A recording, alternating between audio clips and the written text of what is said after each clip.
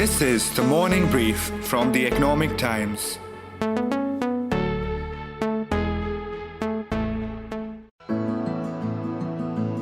You know how every February, suddenly love is in the air, or at least pasted all over billboards? Red suddenly becomes the color of the season, and everything from chocolates to balloons and cushion covers come heart-shaped. June now has a similar connotation. Seeing the rainbow isn't a rare occurrence, but one that just requires a little scrolling on social media. Colorful filters become the norm on Instagram. People take to the streets in what seems like nothing short of a carnival. Brands work overtime to lure customers with promises of being an organization that values diversity. That's Pride Month for you. But there's so much more to all of this, and that's often forgotten in the flamboyance and revelry that comes with Pride Month. But don't fret. We're here to cut through the clutter and see if companies can truly be proud of what they're doing for diversity and inclusion. Something that lasts far beyond 1 month in the year. Something more significant than a discount code. Something that doesn't end with adding a rainbow emoticon to their bio. Stay tuned as we speak to Anupama Easwaran, founder of InHarmony, and Ramkrishna Sinha, co-founder of Pride Circle, both of which are diversity and inclusion consultancy firms, and Teertha Sarvika, a trans woman working at an MNC in Bangalore, to help us make sense of how far we've come and how much farther we have to go. It's Thursday, June 9th. I'm your host, Dia Rekhi, and you are listening to Pride on the Payroll on the Morning Brief. Before we move forward, it's necessary to address why this episode is not just special, but important. The argument for inclusion has moved from being one that is to be done as a feel-good activity, but one that people are recognizing as being beneficial to the company's bottom line. That probably explains this. There are a lot of companies that are doing a lot of work in this space. Like I said, we partner with over 300 companies. So we help them with policies, audit and assessment, sensitization training, hiring LGBT talent, and focusing on building a career pipeline for LGBT talent. That was Ram, and here's Anupama giving us an idea of what she has witnessed over the last few years. More and more, I'm seeing companies who want to genuinely start working in this space. At least the requests that are coming to us from companies with whom we have been working for a while. And if they have done and had 1 or 2 speakers last time who shared their journey today, and this time they want us to do a much deeper sensitization program. But is it all as rainbowy as it's being made out to be? I'm not so sure. So I asked Ram if brands were being genuine about the whole thing. There's still a lot of companies who do join the bandwagon for Pride Month because they feel they need to do it. And there is a definitely amount of pink washing and lip service that also happens during this month, because I think there's a greater awareness about the topic, and hence people feel like, hey, that's the bare minimum we need to do, and there's a checklist that we have to follow. We need to do something. Quick explainer. Pink washing is a term used to describe the use of support for LGBT rights and issues by a state or business to boost its own image. Well, my Instagram feed makes a lot more sense right now. You might be wondering why sexuality and gender need to be discussed in the workplace. Let me get Ram to break down why this conversation feels new, but actually isn't. It's easy for my co-workers to talk about visiting their in-laws or raising a kid or how expensive it is to raise a kid. But all the same things I want to talk about, like going to the movies with my boyfriend or thinking of having a child. So it's not that sexuality or gender is now being brought to the workplace. That has always been part of the workplace. It's just that we have always talked about from the lens of heterosexuality. This feels like a new conversation. Your policies are, your dress code, various other things are gender codified. Income tax laws of the country are gender codified. So gender and sexuality has always been part of the workplace. We just have to understand that our understanding of gender and sexuality was very two-dimensional, that's male or female, or it's only heterosexuality. We have to understand that there's a wider spectrum there, and we need to have that conversation about it in respect. I asked Ram to give us an idea of the kind of challenges that people from the LGBTQIA plus community face while navigating the workplace. If you're visibly LGBT, a lot of times the candidate is rejected on the pretense that this person will not be a culture fit, or we're not ready to hire LGBT people, things like that. So a lot of people don't even pass through the interview stage. So a lot of people in India have grown up cracking homophobic jokes, watching movies where such characters were portrayed as a caricature to make fun of, and that behavior stays, right? So when organizations don't call that out, it becomes very difficult for the LGBT person to fend for themselves. Second is the always having that fear, what if people get to know, right? What if people get to know, if I'm in the closet and people don't know I'm LGBT, I'm still managing through, but I'm always worried. I'm watching my mannerism, the way I talk, what I share, how I share, various pieces of information so that people don't get to know, because there could be negative repercussions for that. And these are not irrational fears. There have been documented evidence and anecdotal evidence of people facing discrimination and isolation in the workplace because they are LGBT. In today's world, there's a very thin line between personal space and professional space. Social media is so pervasive. Simple things like my WhatsApp story, right, is now accessible to my colleagues at work. And there's very limited space for me to express my sexuality away from the workplace. So those things become really problematic. And then for visibly LGBT people or people who have come out, there have been instances where they have been discriminated, delayed promotion, or faced isolation, things like that. While you mull over what Ram just said, I let Anupama explain what trans people in particular encounter when working in organizations in India. So, for a trans person in the LGBT umbrella, it's a very difficult, probably far more than I would say a lesbian, gay, bisexual person would face, because largely the minorities based on sexual orientation is something, it's a choice that one could come out at the workplace. And you could still just remain in the closet, or people will not know. But for a trans person, especially a trans woman, they're very visible.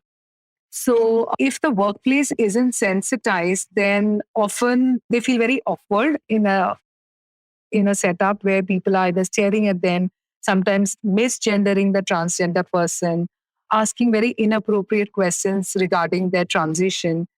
And these are some of the very common kind of issues that they face. But starting with just giving them employment opportunity itself. There are, in the LGBT spectrum, I think the transgender people don't get as many opportunities at the workplace as the rest of the people in the spectrum. Having said this, for the whole LGBT community itself, I think there are very few organizations which do focused hiring from this community. And even if there is hiring, how are they going to take them forward? What is the kind of mentoring that they're going to get at the workplace? What's the kind of career path that is being created for them? I don't think so much of time and thought has been given to this aspect. Anupama also spoke about how caste adds another layer of complexity in the Indian context. So, if there's someone who is queer and of a lower caste, they could be subject to more discrimination in certain workplace environments. But shifting gears just a little, I want to introduce you to Teertha Sarvika.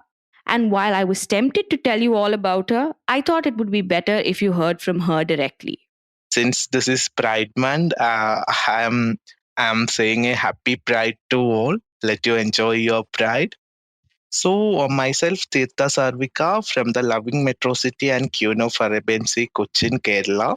I am professionally an engineer and passionately a model and theatre artist. Currently, I work for an MNC in Bangalore as a workplace experience executive. I was been here working since for the past 1 year. My journey started through Periphery. I thank Periphery, my organization, who helped me to get a wonderful job in my own identity. I'm a trans woman, and I'm proud to say that I'm a trans woman. I asked her how welcoming her workplace has been and what were the issues she has had to face. when I came to this corporate field, it was a bit difficult because when I joined to our organization, it was like I think it will be transparent, but it was not. People used to backbitch about me. People used to mock me. This happen in every corporate where diversity inclusion still exists, but I think there is need for more transparency, like in sensitizing people from the ground level to higher level. Our workplace doesn't know how to treat a queer individual in every aspect. Earlier, when I came, I faced such issue like inclusivity was not there. Maybe because of the lack of awareness. And once the session happened, when we started interacting with the people, that more than visibility, that awareness came to people. But still, there will be people who will judge us, who will never accept us. For such people, more sensitization is required. Many companies are now hiring trans people for customer centric roles, but I don't know whether they are deploying them for the customer centric role. For example, there are many companies who are hiring trans person as a front office, but when it comes to the ground reality, they are not ready to give the ownership to them. Wow. I didn't realize how much I took for granted when it comes to my workplace until I had these conversations. I've never really feared someone judging me for my preferences or just who I am. So, how can companies make the workplace a safe space for people from the community, Anupama? A lot of sensitization programs across all levels, right from the leadership to people who are like working in your cafeteria at the security level. Because an experience an employee has about the workplace starts from the time they enter that lobby. Or if they're working, if there's a building which is exclusively for that company, right from that gate that they enter. So we always advise that, cover all these levels of employees, create allies, create maybe do train the trainer program so that if it's a large organization, the message or the sensitization modules are conducted across the company. Induction programs should have an element of this for sure. Have very strong policies on anti discrimination. Your POSH policy should be inclusive. And in fact, I feel the IC committee members definitely need to go through special modules on how do they handle cases which come from the LGBT community. Then, of course, the unconscious bias training, which many organizations today are conducting, not to do it like only for a small set of people, but run it across the organization. So every employee is aware of how biases creep in unconsciously and then how it creates differences. Besides that, of course, on policies and infrastructure, for example, if you're hiring transgender people, then ensure that there are gender neutral washrooms. There are sanitary pads in the gender neutral washrooms. This is again something which doesn't strike people because trans men are basically women who transition into a man. And many of them would not go through the full surgery or may not even have started their process of transitioning. So they may have a menstrual cycle. So if you don't have these kind of provisions, it becomes very awkward for that employee to reach out to somebody and say that they're identifying as a trans man, but then they are asking for a sanitary pad. So it can be very embarrassing for them. Ram too had some simple pointers on how companies can be more inclusive in the true sense of the word. Please go out and call out that you are an LGBT inclusive company. Right, because we have to understand the Indian lens. Only in 2018, the Supreme Court read down Section 377. There's a massive social stigma about this topic. There's a lot of misinformation where people feel sometimes it's a choice, it's a lifestyle. Why are we discussing this at the workplace and various other things? So it's very important that as an organization, we articulate that this is something. As a company, we are an equal opportunity workplace and we welcome all talent from all pool and we celebrate LGBT inclusion. The Supreme Court of India has legally recognized transgender as a third gender in India. Now, when you have your forms where you capture gender marker of male and female, are you allowing people to have an option beyond male and female? right? Do you have a dress code policy which is allows an individual to express their gender identity and expression, right? Do you provide gender neutral restroom? So these are the many small things that companies need to do. From what companies can do to what companies are doing, here's the part where we speak about who is leading and who is lagging. I'm sure you must also be curious to know which companies are at the forefront of pushing gloomy clouds away to make way for the rainbow. I asked Anupama, and here's what she had to say. When you talk about hardcore Indian companies, I think the changes are happening. So we have been doing a lot of work with Tata Steel. Since last November, they started a drive to hire transgender people to operate their heavy earth moving machinery. I think they are the first manufacturing company to set out with a clear focus agenda on transgender inclusion.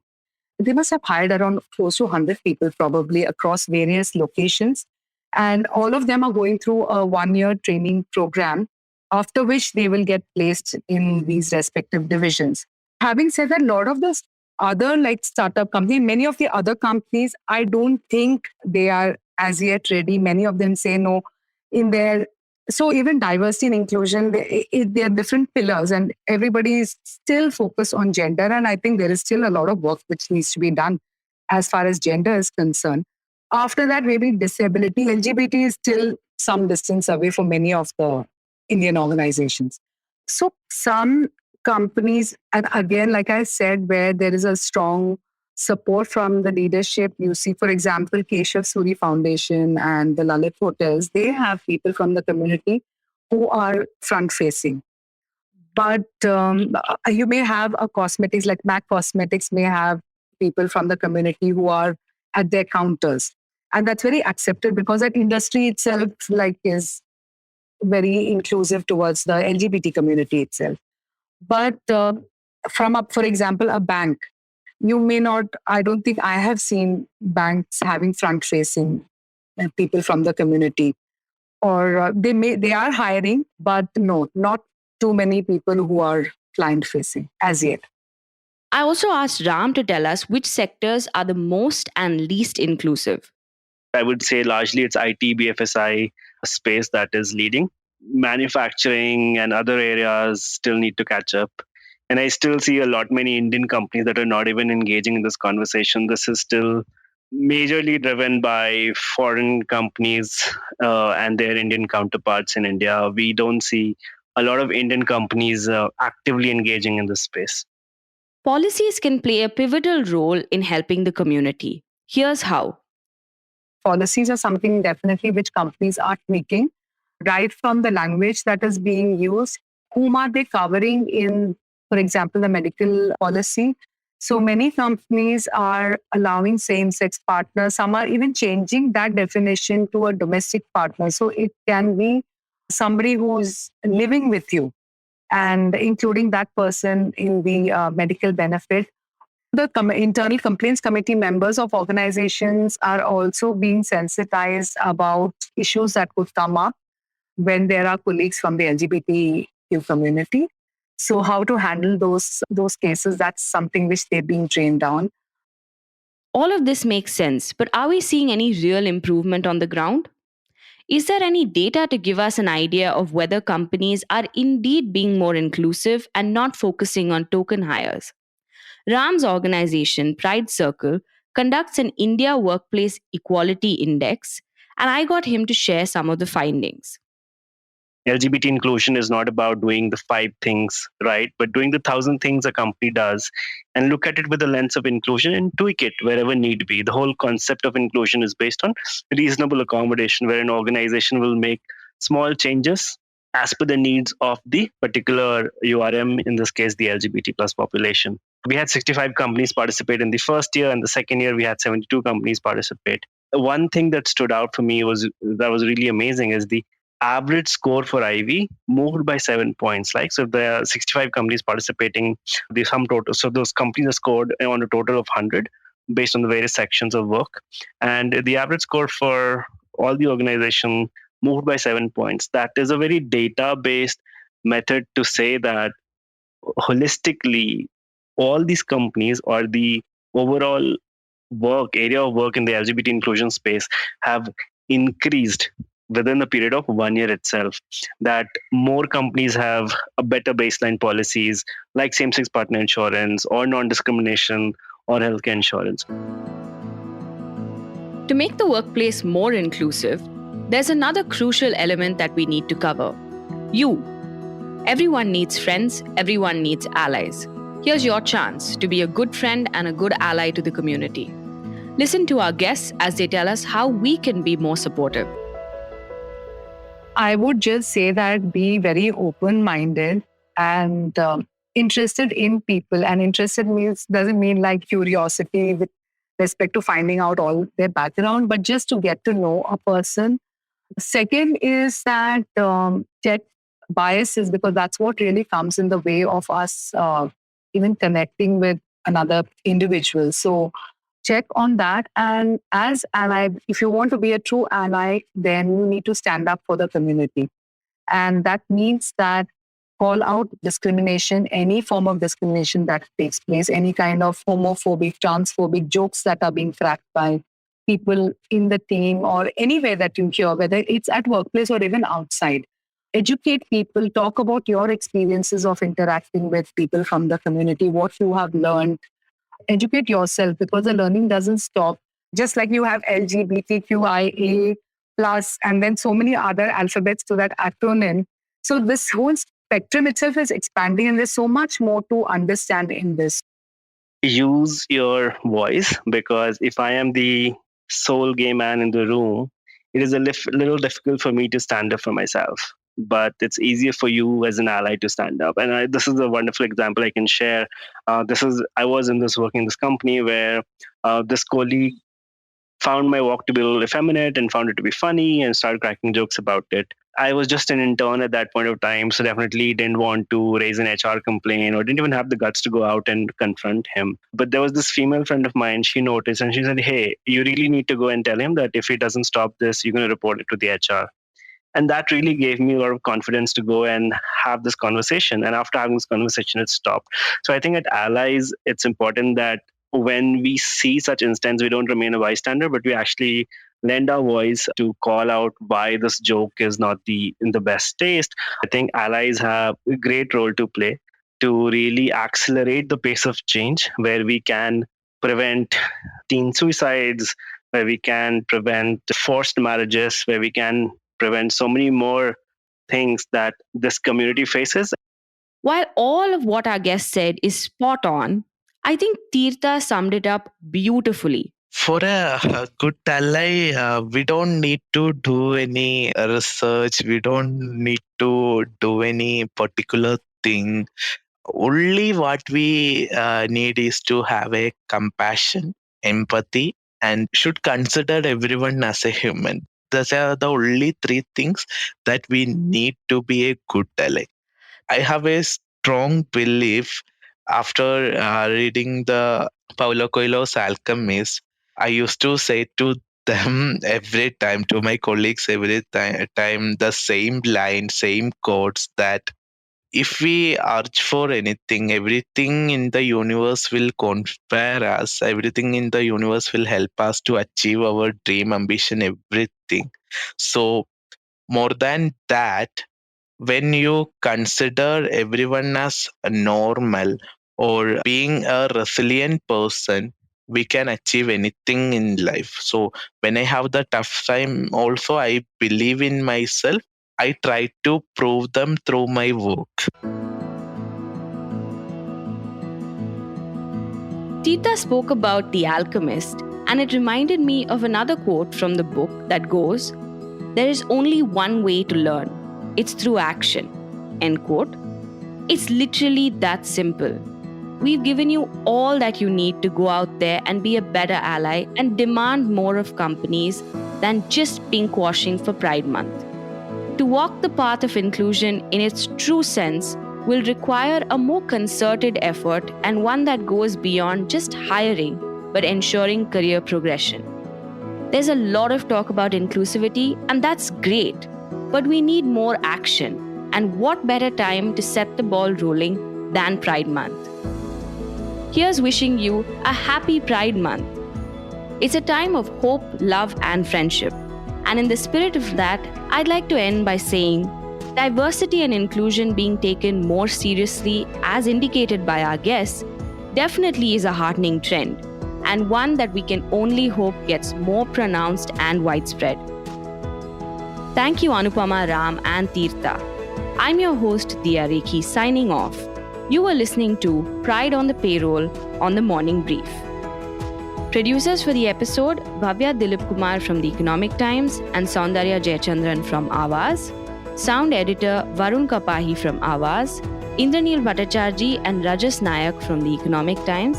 Special thanks to Anirban Chaudhary. Executive producer, Arijit Burman. If you like this episode, please make sure to share it on your social media. The Morning Brief airs every Tuesday, Thursday, and Friday. Do tune in to ET Play, our latest platform for all audio content, including the Morning Brief. Thank you and have a good day.